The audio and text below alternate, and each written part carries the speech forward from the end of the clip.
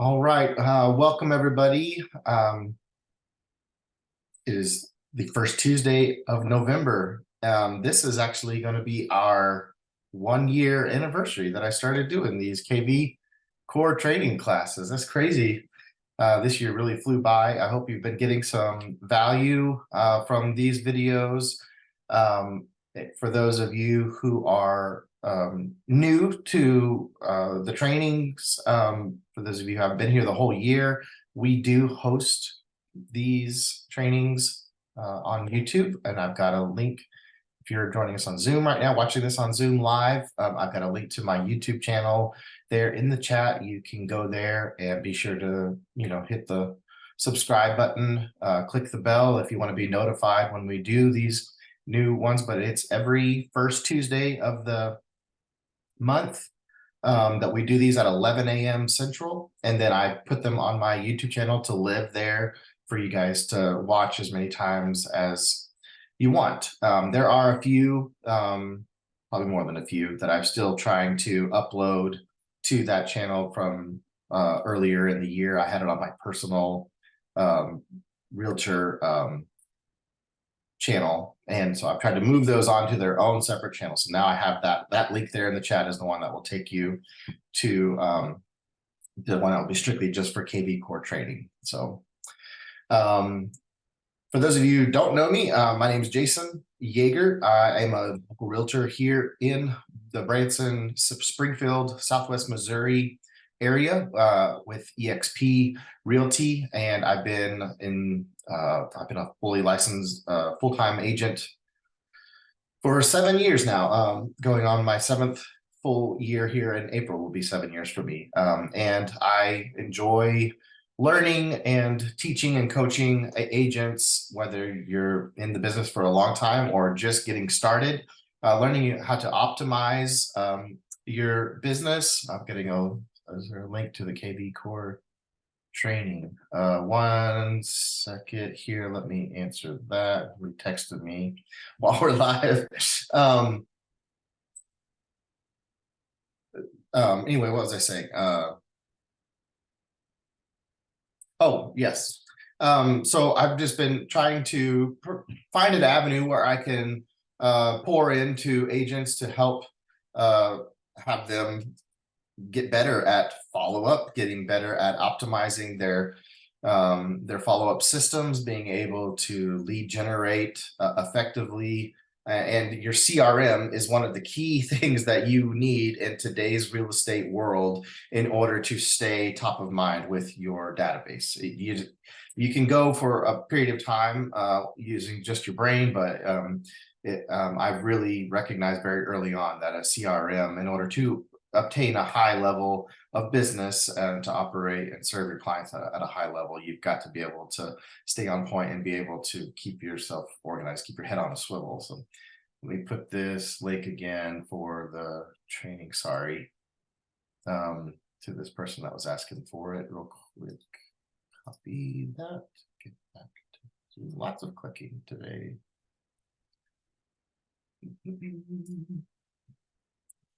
It's here, you.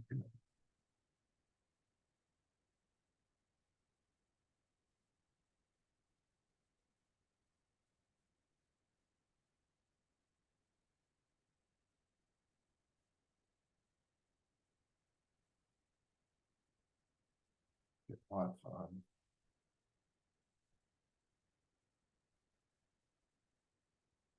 right. So today I thought we would go over something that's very key into, part of our business is running comps. And there are several different software opportunities for us to be able to do that, right? And they offer RPR for us. They offer cloud CMA, and there are many other ways to be able to. Our CRS tax info that's free to us is also there's an ability in there to be able to search comparables as well. So really, it's up to you. I've dug into KvCore and tried to go use as much of it as I can. So I have one place to go for as many things as I can use in my business. So it's all kind of centralized. When I have a new lead that comes in, we've had a discussion about possibly what they think the home is worth and what I think the home is worth. Might be two different numbers, right?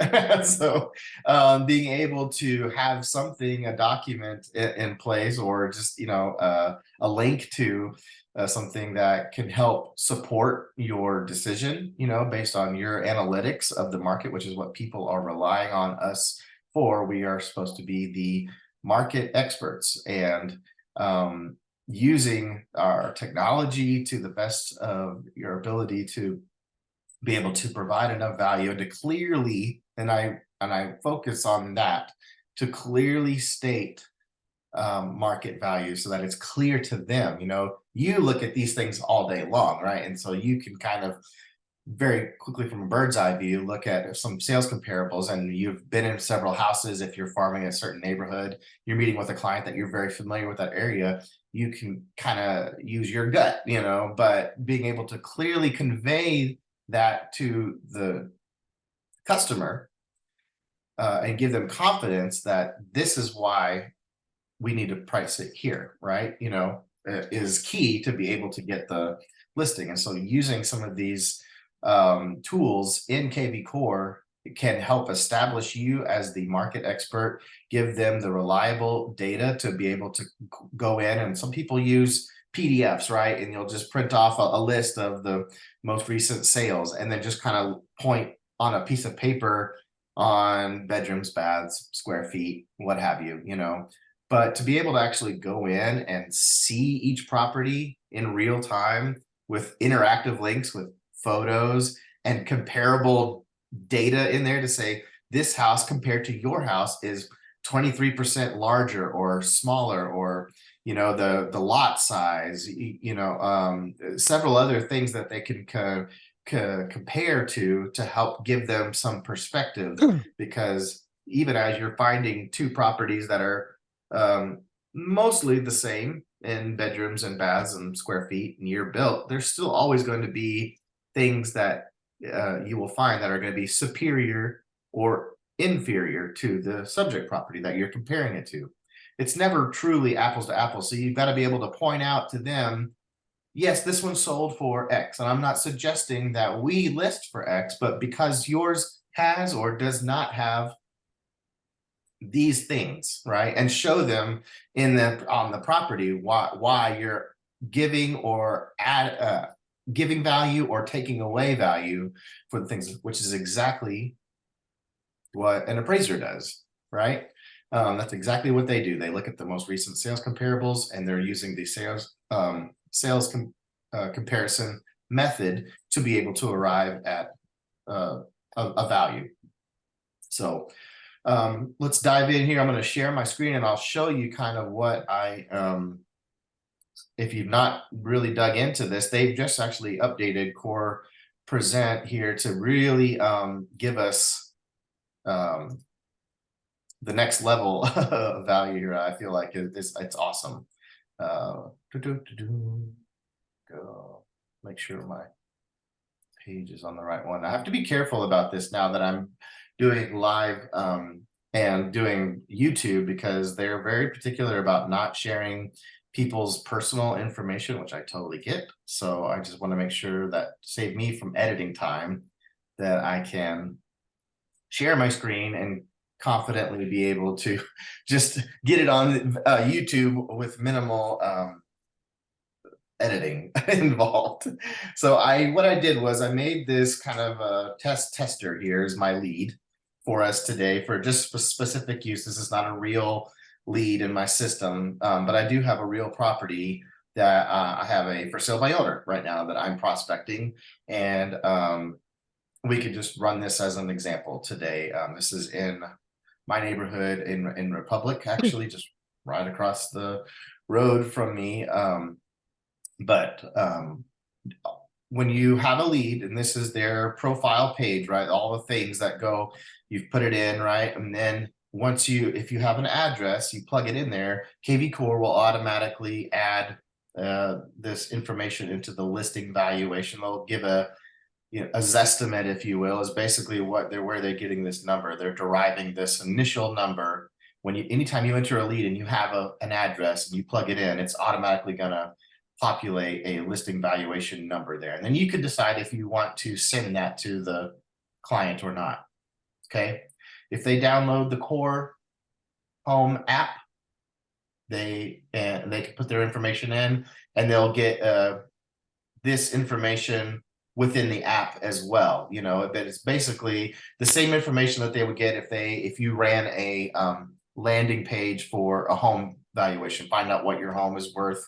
Most of those website algorithms are tying directly in with what the Zillow's estimate is saying. They're pulling that same IDX information in to arrive. So all that to say, there's really, don't put all your faith in that number. You're going to want to dial it in, right? I've seen some that when I just plugged in their address and everything, when I put in the system, and it spit out a deal, and I went ahead and sent it to them thinking, oh, well, that was easy. I just did a CMA without really having to do any work and sent it to them just to give them an easy, soft deal. But if it was off by $100,000, like less than what they think it is, you need to find out if that is what the truth is, what is the actuality here, because sometimes, and especially in our neck of the woods, we have walkout basements that public record showing square feet is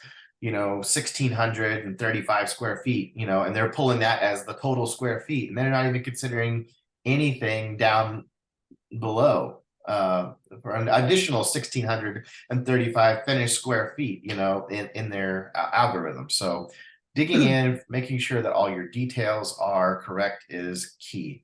I'm going to bump you guys up here to the top so I can kind of screw around over here. So this is Core Present right here on the right hand side. In your details, this is what you're going to use to run comps. You click on there, you're going to add Core Present. It's going to open up a new window for you.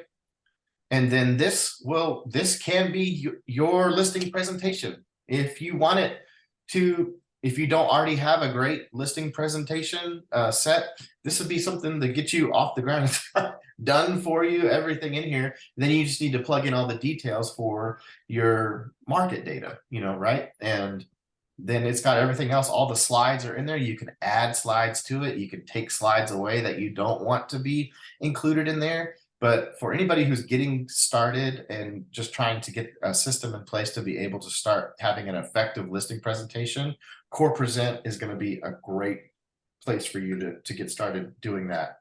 And like I said, it's just got all of these really great other tools that I'll go into here. So let's start here at section 1. It's going to open up, and then you're going to go straight to build the CMA. Okay, well, it's already got the address and the info, and then you've got property type. You can automatically pull it in, right? Or you can manually enter comparables.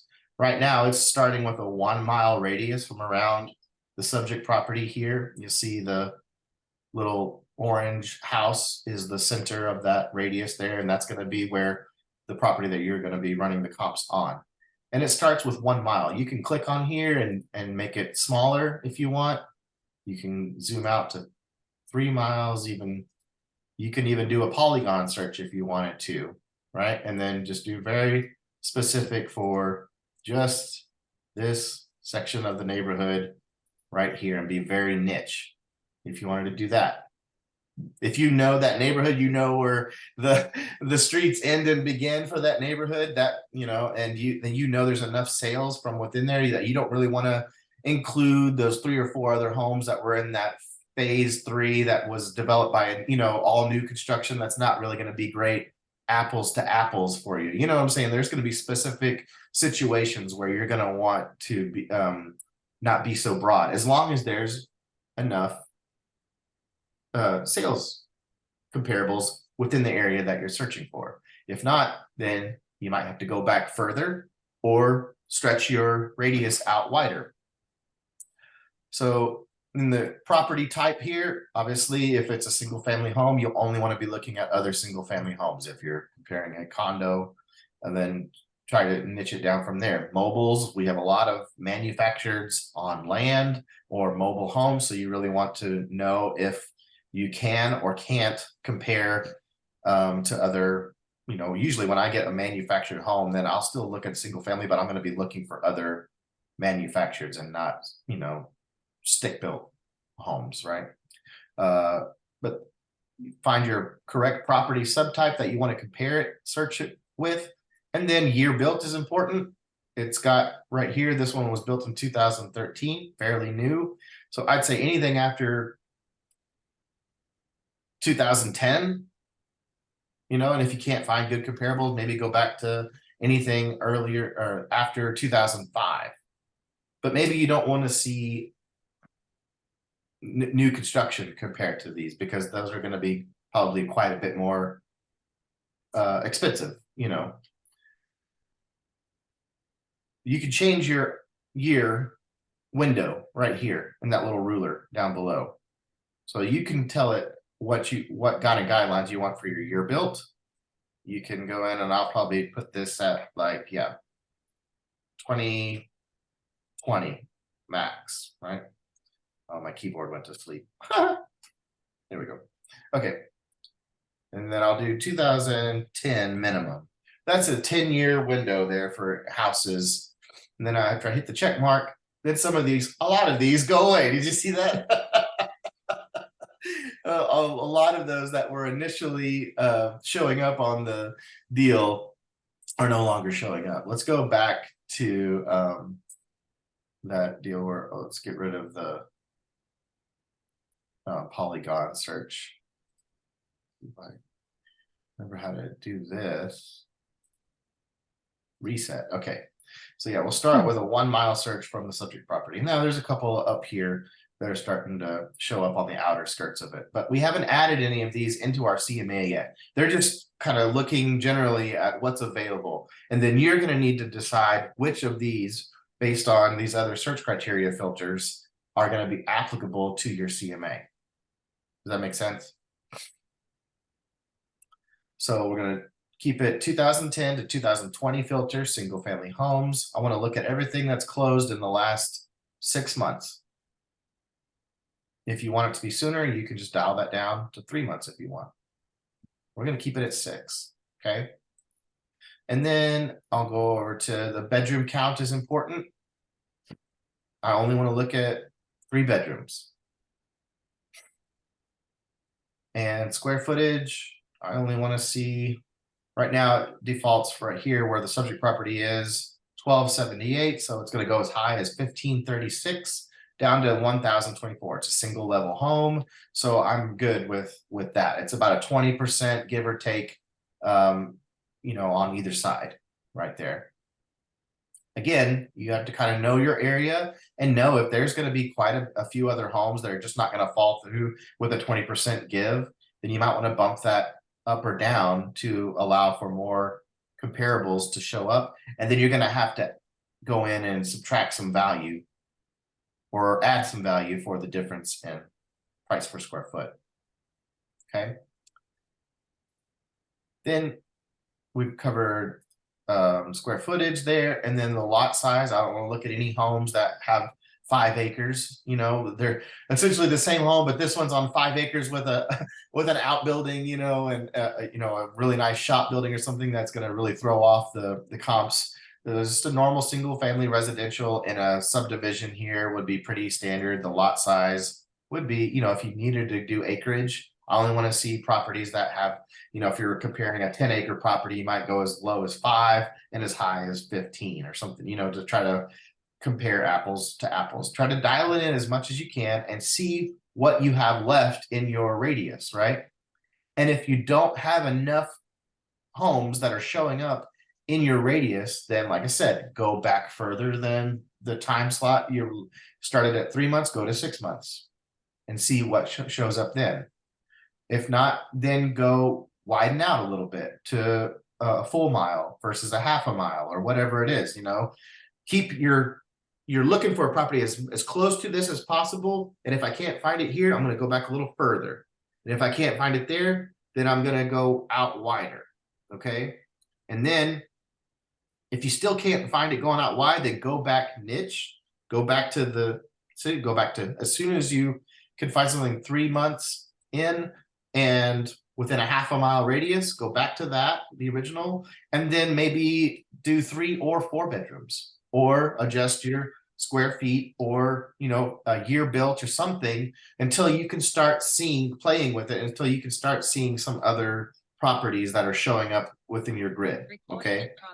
It's better to compromise a little bit on one thing and keep it niche than trying to find the perfect apple and you've had to go out through the entire county to go and find the one that that matches everything, but it's in a completely different school district, you know, 57 miles away. You know, it doesn't make any sense, right? So here's also what I do. Okay.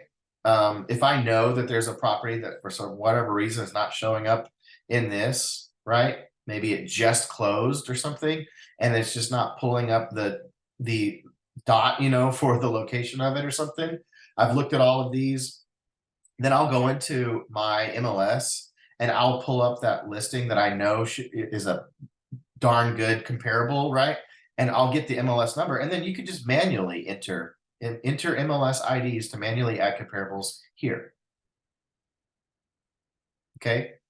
And then you just click on the little button there to add a listing in. So this is the auto feature, and this is doing it just manually like we just talked about. If you click on manual, you've already got 3 or 4 that you just want to be plugged in here. You've already done some other research on your MLS or some other platform. You can enter the MLS IDs here, or you can just do it on auto and type it in down here at the bottom. Okay. So the blue dots on the map will be coming soon if any show up on there. The greens are active competition. Pending is orange. And then your solds are going to be in red. Sometimes if you can't find enough sold properties, that's what you want to focus on, is what has actually sold, right? Pendings is great because you obviously know that whatever the price is showing pending, it was priced enough to get an offer and get it accepted, but you just don't know what that closing price is going to be. You know, we don't know what's going to close for. So solds is what we're going to lean the most heavily on to give us an indicator of what people have sold, like properties like that.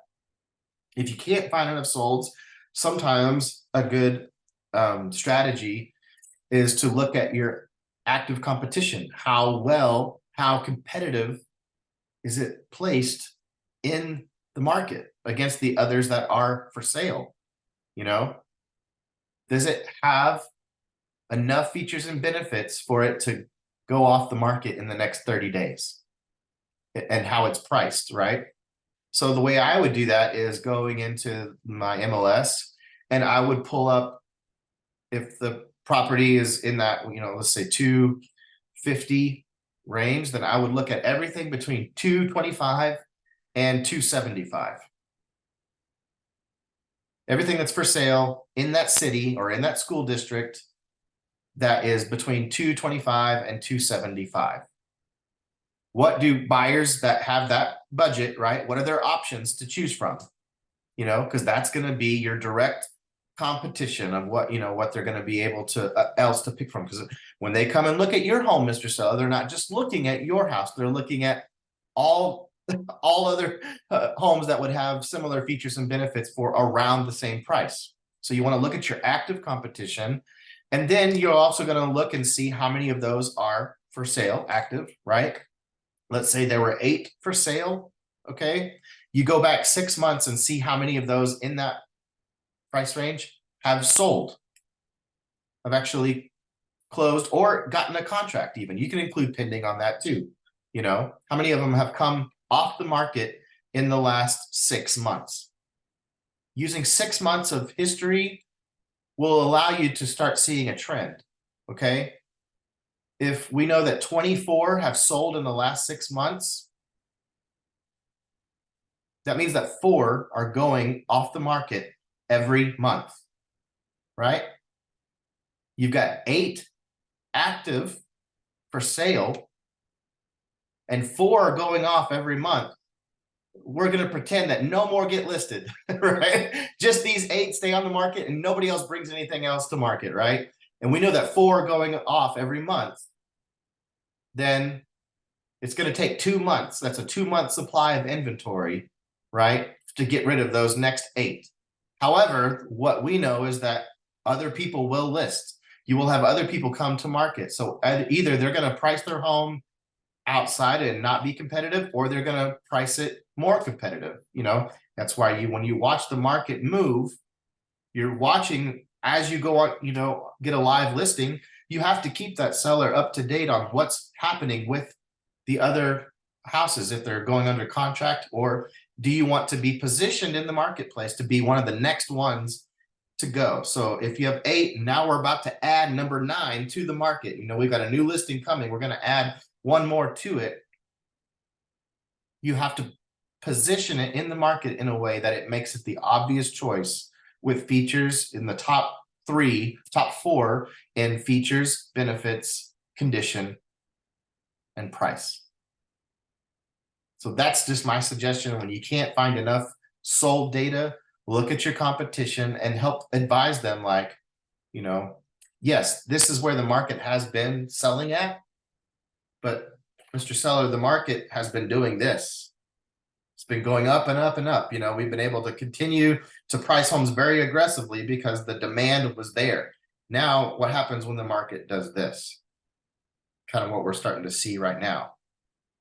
We'll see it from y'all's perspective. I don't know, but here's May, June, July, and then as the market starts to head down, then June to July is the same.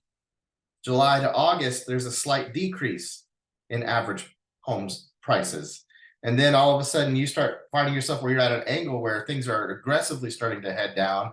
You need to price the home where the market is going, not always where the market's been. If the trend has been where the market is just continuing to head up, you have all the confidence in the world that the market will continue to head up, and you can maybe price a little bit ahead. Of course, market comps are at 200,000. What does a seller want? 215, 220. They want more than what their neighbor got, right? Always. So you have to be able to guide them, to advise them, to say that is a possibility or it's not a possibility. You are the market expert and could tell them, look, yes, that's where homes that were selling 2-3 months ago were closing at, but now I could tell you that interest rates were there and now interest rates are here. I can see that, there's more price drops happening. Whatever the situation is, you have to be able to advise them on where the market is going and help position them in a way that it will be one of the next ones to go off the market in the next 30 days. That's the goal. So once you've established the homes that you want to look at here, then you can go and click on these little dots and look at there. You got 3280 East Bradford is right in that same neighborhood here. That's already included in the comps. And that's what I was saying, is that kind of gives you a small little breakdown, to be able to, like, 1462 square feet. It's 14% larger than the subject property. 3 beds, when it sold, and for how much. So if you just wanted to look and quickly show your seller, like, here's what that one sold for, here's what this one sold for, you can do that. Okay. So you've got 7 sold matches, 1 pending, and 1 active, 9 matches. Now we're going to build our CMA. Okay. So we click on that. And now we're in the CMA, and this is kind of like a price line here, right? Here's where they mark it on the line. Here's the average of the closed comps, and it's right here, Mr. Seller. Here's the average of your active comps here, 219 This is the average price of everything is only one. So it's like your active price competition is at 219.9. The most recent active right now is 3-bed, 1,227 square feet. It's 1 mile away, and it's for sale for 219.9. Seller wants 260,000. You've got to be able to show them that we need to be closer to this, and if you have pretty much the same features and benefits, how do you provide $40,000 worth of value on your house compared to this one that's also for sale for 219.9? And then you can click on these and it'll pull up the property right for you as soon as you click on it, boom. And then you can add your own little notes as you're doing your homework. You can add specific notes that you want to be able to maybe remember to point out when you're in the listing presentation, or whatever. This one has an old roof, or this one, I know I was in this one, I showed this property and it's got, it had a crawl space issue, and they had to give $10,000 concession because of their crawl space. Some of these important other things that aren't going to show up in this little CMA deal. But for the most part, you're going to have a bird's eye view of the features and benefits here. And then the listing description down below. Garage, I will say, garages are important. You need to try to compare garage stalls as much as you can. If you get enough properties that can show up that are 2-car garage, a 3-car garage, and especially in these price ranges where you're talking like 200,000 to 300,000, a 3rd-car garage can make a huge difference, and also a 4th bedroom can make a huge difference. It's just the next scale up from as far as price goes. The house can be virtually the same. Everything else, one's got 4 bedrooms and one's got 3 bedrooms, and you talking like $30,000-$40,000 difference sometimes in that. So but yeah, you can click on these, kind of see where you're at. Clicking on the average of the closed comps, here's all of the ones that showed up in our deal here, and this is the one I actually sold just a couple of months ago. How funny. Yeah, so this one we sold for $285. It's got a 3-stall garage, and it's 172 square feet larger. $285. I think we were actually, no, we're asking $285. It closed. What did it close for? 280. I think it actually appraised for like 282 or something. And I was able to get the buyers to bring $3,000 to the table to keep that deal together. That's what it was. Yeah. Listed it for 285. It sold for 285, but it didn't appraise for 285. 217 here is a sold one for 217. Here's one for 200,000. 107 square feet smaller. So really, I mean, if I was looking at all of these and my seller wanted 260,000 for their house, and I'm looking at the sold comparables, I'm going to give, most of these are 200, 217, that active one that was what, 219. That's where I would tell them you want to be closer to that 200 to 220 range in order to get yours, Mr. Seller, to sell here in the next 30 days.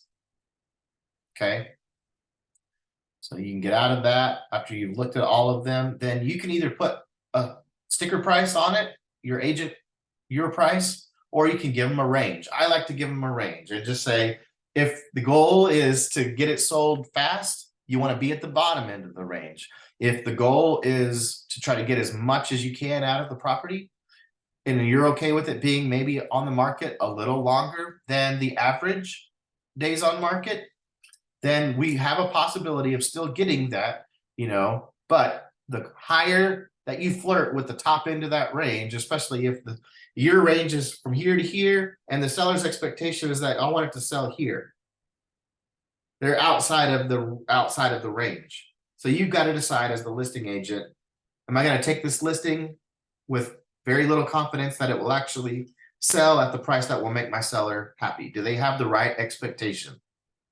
Okay. And you got to manage that. That's your responsibility, is to manage that expectation for them, and then decide if you can meet somewhere in that in that range that's going to be agreeable. Because if the market starts really moving down aggressively, and you'll find yourself very quickly having to call your seller every 30 days asking for price drops because the market has started to move out from underneath you. Your highest chance of getting the most amount of money is in that first 30, 45 days, whatever. You got to know your market and figure out what the average days on market for that is, and then advise them appropriately and say, once we get to X amount of days, then we need to be able to take a look. If we still don't have any offers, that's usually the market telling us that they're not in line with our price, and then you have to have a conversation about readjusting. Sometimes you can get them to agree up front, yeah, let's try it at your price for 2 weeks. As long as we can readjust before the 30-day mark, if we're not getting a single showing in those first two weeks, then we write it in automatically that the price drops to your recommended price, like at the highest price. That's what I'm saying, is if they're wanting to still stay at 260 and you think, well, 200, 220 would be kind of like the range, then we need to drop it to somewhere in your range, right? You feel confident that it's actually going to sell. Down here, they've got the selling pace. You can look and see days on market here. All of these that sold in less than 10 days. Look at that. Half of the closed comparables took less than 2 days on market. Y'all, Republic's on fire. I'm just saying. Compared to some other places around our area, like Republic's still holding on strong. The active comparables, this is kind of just a snapshot. You can look at these different things, like green right here would be 6 to 8 weeks, how fresh and stale each listing is at a glance. So this one would be 6 to 8 weeks, would be a lifetime in Republic, honestly, for a home to be on the market. And I think that's the one that's sitting at 219. So honestly, I think that's what you have to, if their active competition is 40, 50,000 below, and there's still, you have to remind sellers, like, that's what they're asking. Now it's been on the market for 8 weeks. The likelihood that they're actually going to get full price is gone, So if that home actually ends up closing for $200,000, Mr. Seller, what are we going to do? I know 219 seems really low. You definitely don't want to list it at 219, but what happens if this actually closes at 200,000? What happens if it closes at 195? You have to kind of plant those seeds when they're looking at the active comparables. That's just what the sellers are asking. We don't know what it's actually going to close for, right? It's what I call fantasy land. When I talk to sellers, here's your active competition. This is fantasy land. This is what sellers want, but we don't know what they're going to get. Now, market data is showing us that on average, homes are selling for 99% of the ask price. So there's a good chance that they can get very close to, if not that or over. It's just an average. But you have to know your stats in order to be able to speak confidently to them. The current active shelf life right now, average days comps are sitting at 53 days on market. That's because the active shelf is just one that's sitting on the market right now at 53 days. So it's throwing the whole thing off when you only have one. Pricing rate of change, average rate of change between listed and recorded price of sold comps is plus 1%. So on average, homes are selling for 101% of ask price in Republic. And then your price per square foot right now averages 178, with the average monthly list to sell price right here is 234.9. You can click on each of these and it'll show you a little graph, for June and July, listed versus sold. These are great visual tools for you to be able to use with your sellers once you get all the data in there. And then you can play around with it enough times to be able to navigate through it comfortably, right? You got to be able to go in here and spend your own time just doing like exactly what we're doing, these little faux CMAs to be able to then do it in real life in front of a, seller and practice with somebody, just getting in here and using this on your laptop or something, just going in. You could just sit down with your seller. And when you've got everything built into this, literally, like when you go and when you do this, you're going to put your range of 200,000. Oh, my keyboard went to sleep again.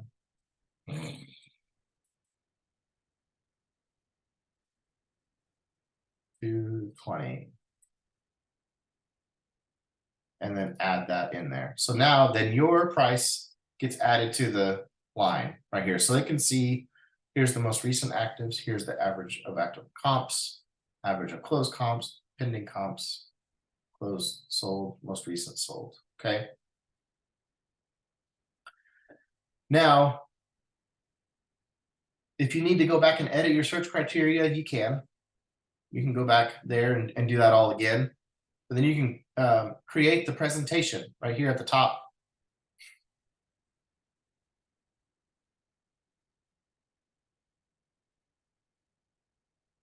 So when you get to the point of your presentation where let's look at the sales comparables, that's when you're going to pull out the CMA and do that, okay? But then you also have this. This is going to be your listing presentation. They have different settings in here. You can put the emphasis on the agent, or you could do emphasis on the company. If you've got a lot of great personal stats that you want included, you can lean on all of that on you.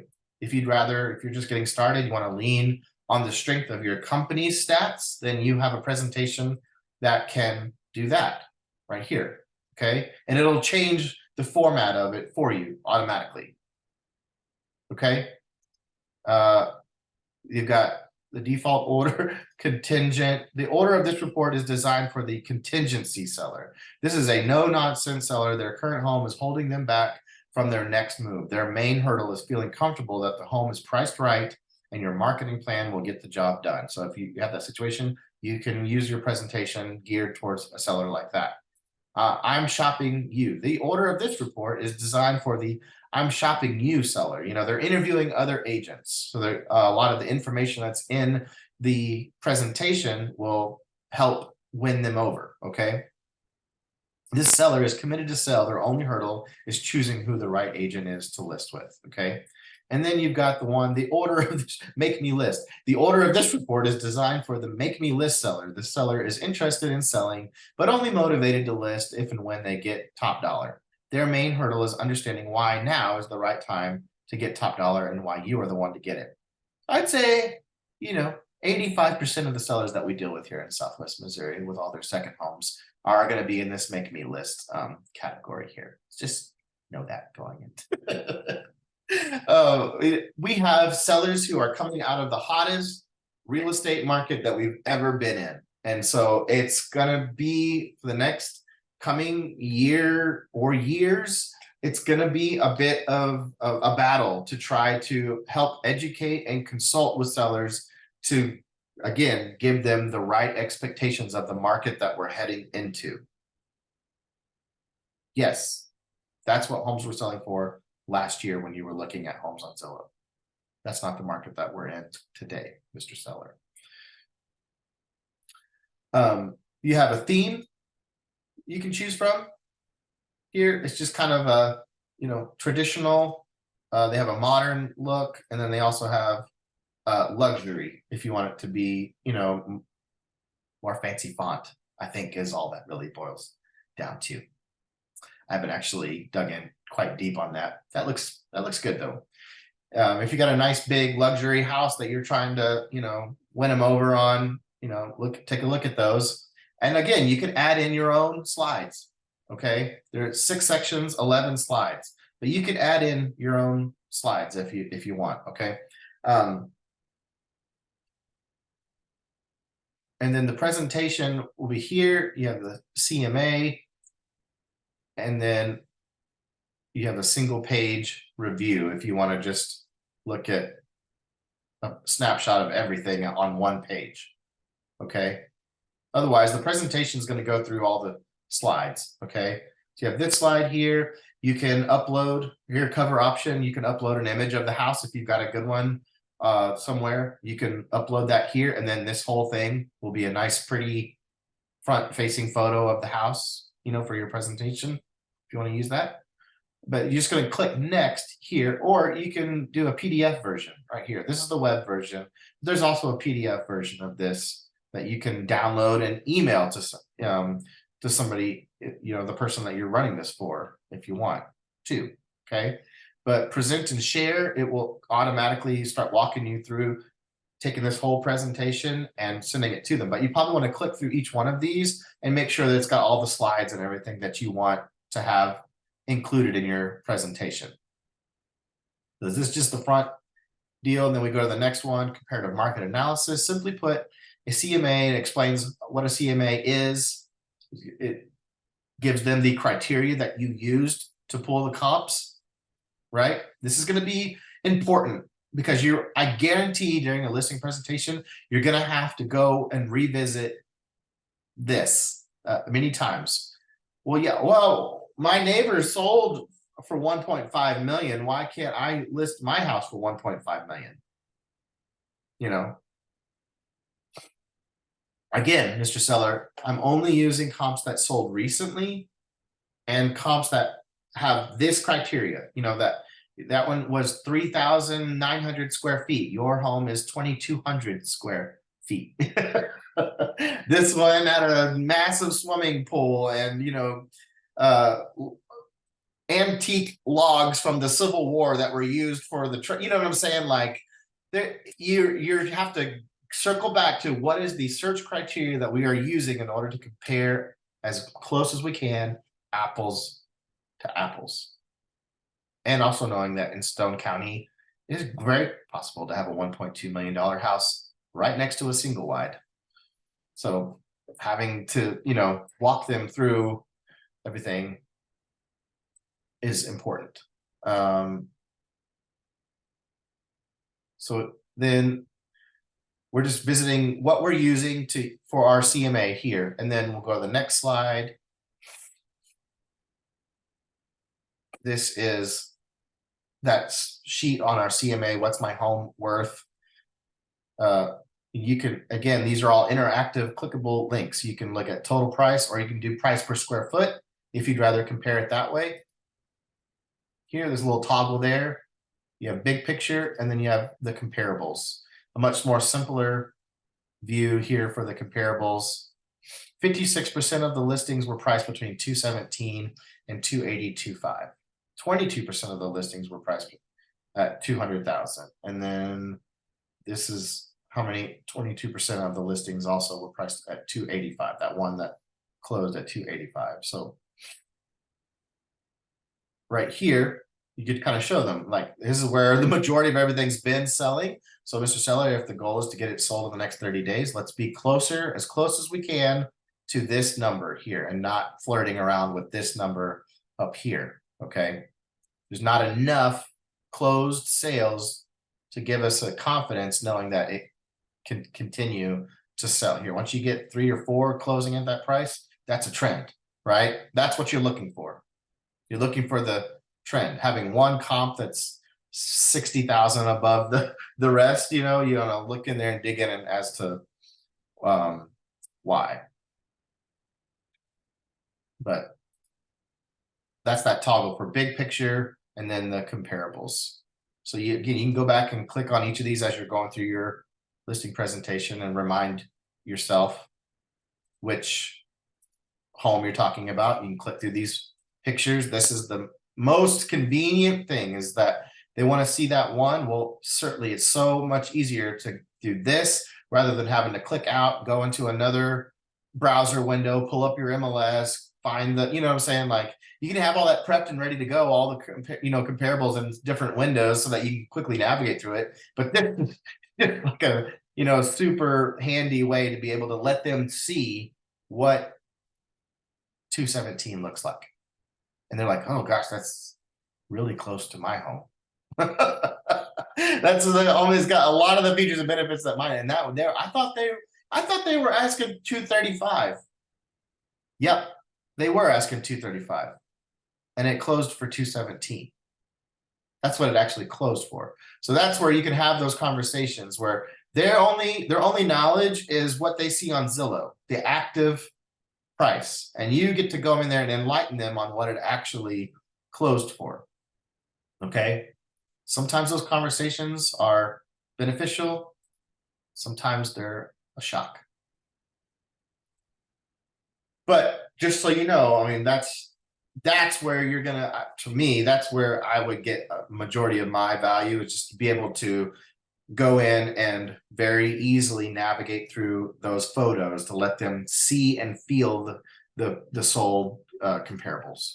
Okay, right here at the bottom of this is where you can add any other slides. If you've got anything in Canva maybe that you've put together or anything, you know, you can put that in there.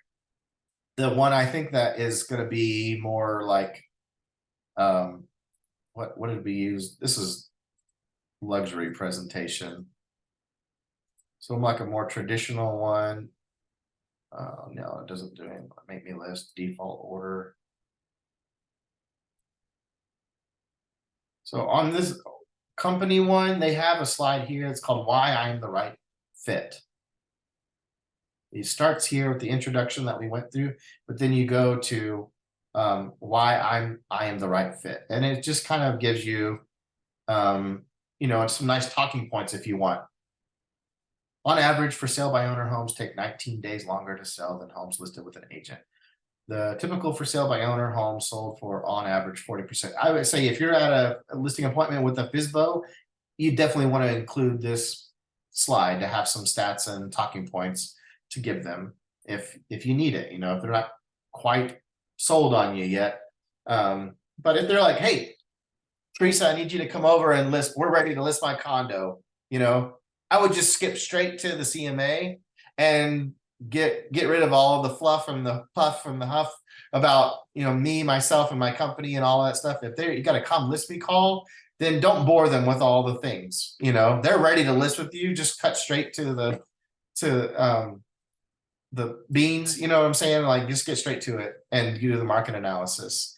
What's my home worth? Is I would start there and be like, let's take a look and see where we need to identify what their goals are, and then find a price that will help them meet those goals. And then the next section after you get the my home's worth is market analysis. These are, again, that other slide that we were kind of looking at earlier on the CMA here. You can click within these to give, you know, the other data that you want to be able to talk about if you need it. Spend time playing around with these so that you can know exactly where you want to go. If you get a question asked, how long should we wait if we don't get an offer? You know, well, so the active shelf life right now of your competition is 53 days. You know, the average days on market is blah, blah, blah, blah, blah, you know. So I'd say if we're not have any offers before that day, we definitely need to consider having another conversation at that time. Okay, but this is all interactive here. It's got all your name and brand, it's branded on here. So again, you could send this to them and they can navigate through all this themselves. If you want them to give them like a pre-listing packet, you know, ahead of time, you just got off the phone, you got the appointment. Okay, great. I'm going to email you some info. Will you take a look at that before I arrive on Tuesday at 1? Okay, awesome. And before I let you go, how much, just so I can get you a net sheet, how much do you owe on the property? This is a good conversation to be able to get the information, because you can put a net sheet in here with them so that when you're doing your range of price, your pricing strategy of a range, you can give them worst case scenario, bottom line. I know it's going to sell at this bottom line. If the goal is to get it sold in the next 30 days, list it here. We will get an offer and we will get it sold at this price. Here's what you're going to net if you sell it at this price. If you're kind of in the middle, you want to start out here in the middle, here's what you would net if you listed at this price.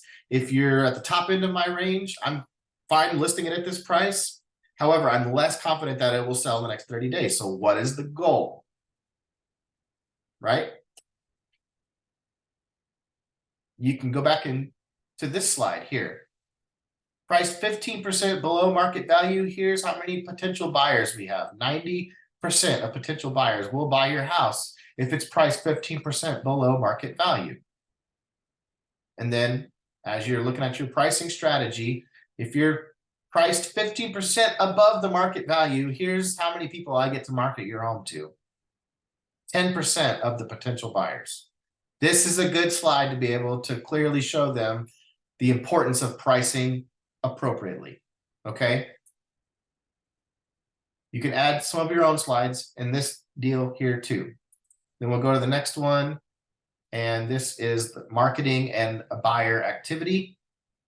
So it's just kind of like a thermograph looking deal to kind of show you, here's the little legend here, number of buyers looking for homes.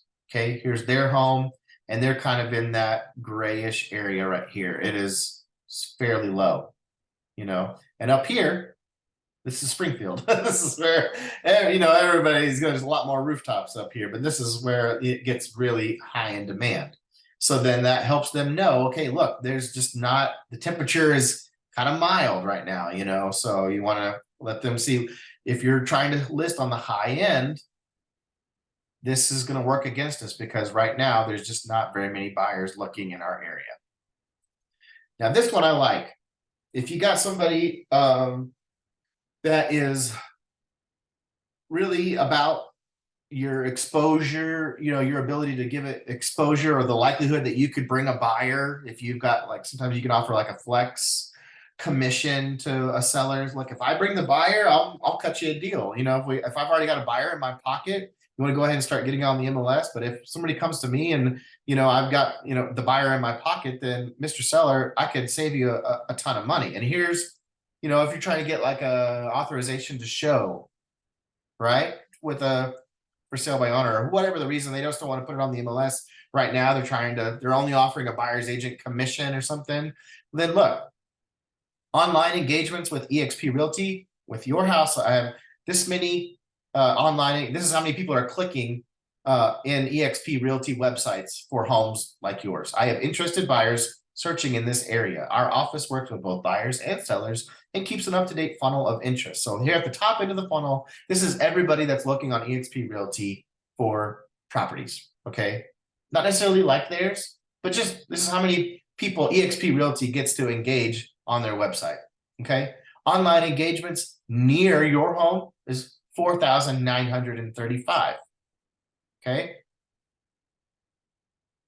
And then the next bottom of that funnel is online engagements near your house that are around your price range, getting even more niche, right? 1,667. And then featured buyers would be people that are in somebody's database right now that have that neighborhood or whatever. Say our active buyers in our EXP system in KvCore nationwide, basically worldwide, you know, really. So that you could share with them these numbers that, you know, I could potentially, you could try to market this out to our EXP agents and possibly get you 49 likely possibilities right now of people that might be interested in your home. This is just a good way to kind of show them how we work people down this funnel of clicking on properties everywhere on the internet, right? To people that are looking in Southwest Missouri, to people who are looking in your price range. And here's actually people within our firm that are, you know, are active buyers that are looking in your area for homes like yours. So this is just, that's a really great graph to show sellers too. Then the next one here is just my marketing plan. I have my own 8-week marketing plan that I've had for forever that it kind of breaks down exactly what I'm going to do the first 8 weeks from, you know, from the very beginning to we get it under contract, right? And so I just go get off of this and then I go straight to that if we need to, right? But they have this available here. I'll provide a straightforward course of action for marketing your home. Your customized marketing plan will include various marketing tools like open houses, and then with Core Social, I will automate the social media presence, like go into you know, all the tech tool that we offer to be able to boost that property out through Property Boost Facebook ads Google ads and another different avenues to be able to do your own property private landing page, you know.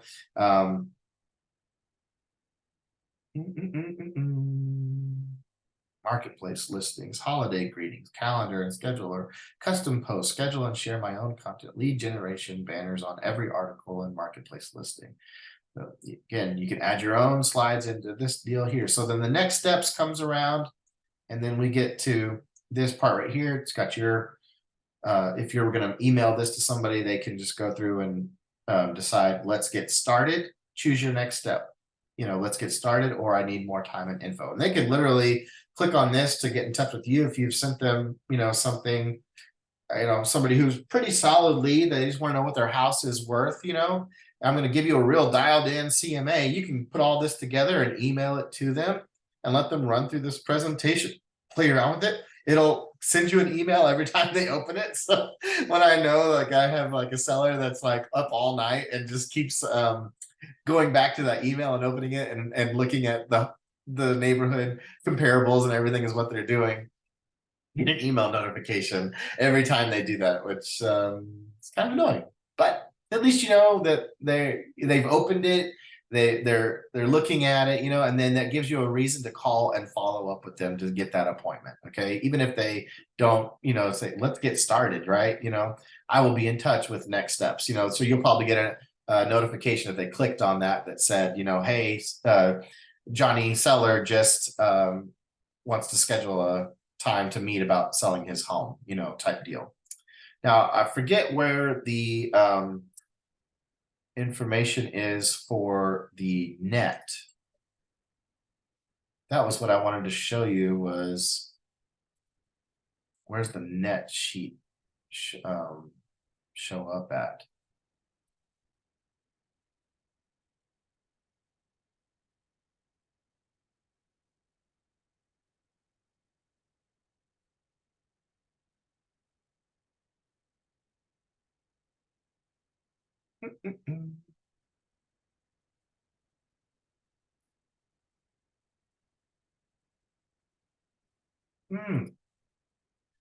Anyway, we're out of time, but it's in there somewhere.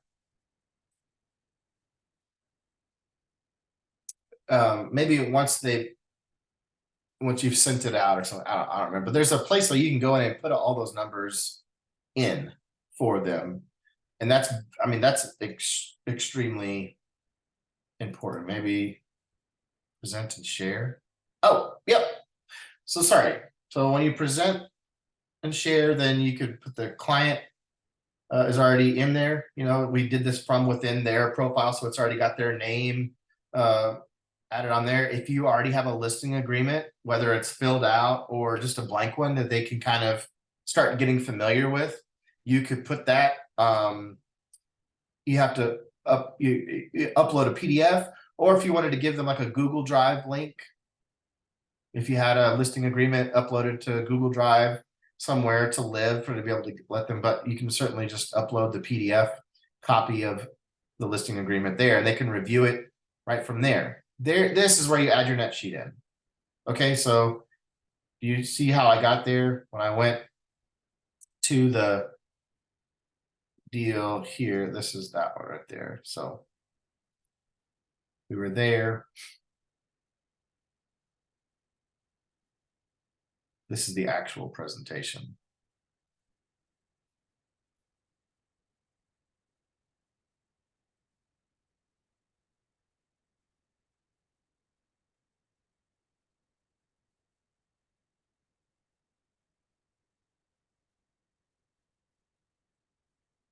Well, nuts.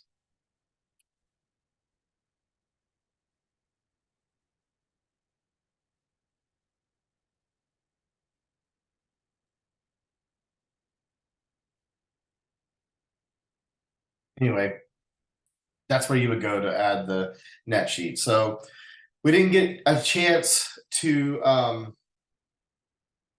talk about the other benefits of Core Present, because not only does it let you do the listing presentation, but you could also, if you're working with a buyer, you could also use this to create a buyer tour for other homes that you're going to be looking at.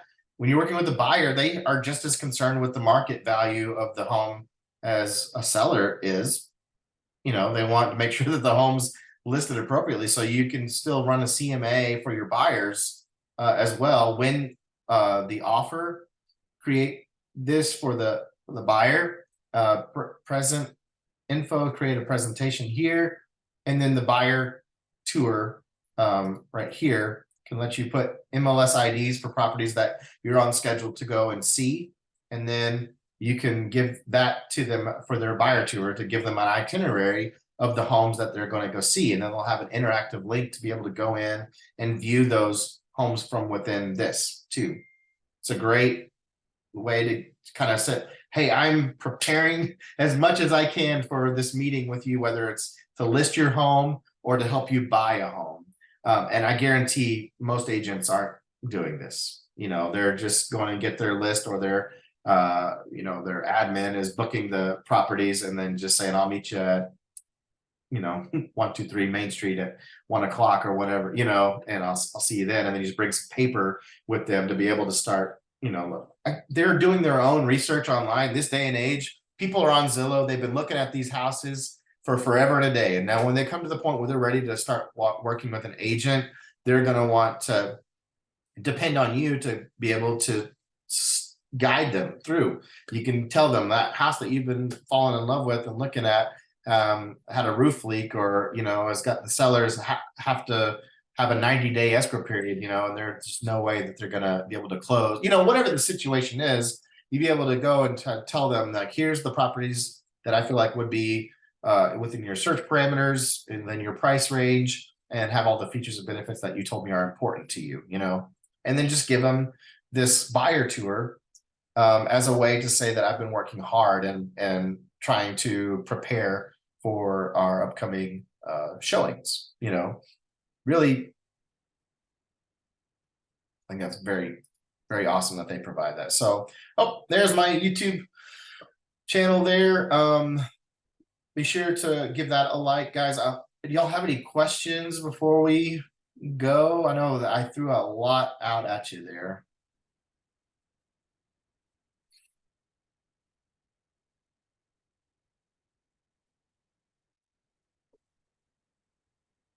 No? You had a question. You had said that when you said the 4 million people clicked on EXP's site, is that per month or what was that? Yeah, I don't know if it's per month or like just in the last, I don't know what the time frame was on that. I can go back Okay. and try it. It's a good question. And there might be some small writing in there where what they're using for their parameters on that I just didn't see. Jason, Dan said it is per month. Per month. Okay. Yeah, that's what Dan just said. Okay, cool. Awesome. Thanks. Yep. Mhm. All right. We could rewatch this on your YouTube channel, right? Yeah. Eventually. As soon as we get off here, I will be sure to get it on YouTube as soon as I can. I've got a 1 o'clock here at 50 minutes, so I should be able to get it up on YouTube. But that link in the chat is where my YouTube channel is. We'll have all the other ones, and I've got a few more that I need to get uploaded from last year too that I haven't been able to get on there yet. But for sure, check back here every month in our workplace. If you're in EXP, you can follow me on Workplace. I usually try to send out a reminder about a week in advance on these, but it's the first Tuesday every month at 11 a.m. Central that I do these. So. Great. Thank you. Awesome. Thank you guys for coming, and I will Thank you. see y'all in the next video. Great info. Thank you. Thanks, guys. All right. Bye. Bye.